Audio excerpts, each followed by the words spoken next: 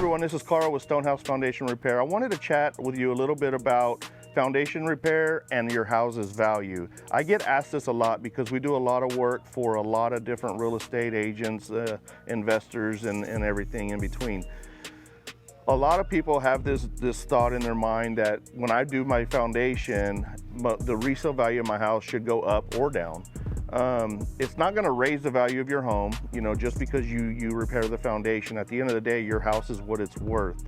About not fixing it can actually lower the value for sure, because nobody's going to want to buy a home with a bad foundation knowing they're going to have to spend X amount of dollars to get it fixed up. If you sell it fixed, that changes, because now you can get market value for your house. You're not going to get less money because the foundation was fixed, depending on what you fix it with.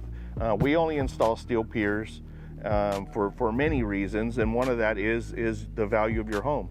If you install concrete cylinders under your home, you will have problems with the house sitting on the market longer, because people have done their research and understand when you buy a house with concrete cylinders under it, you will have problems in the future.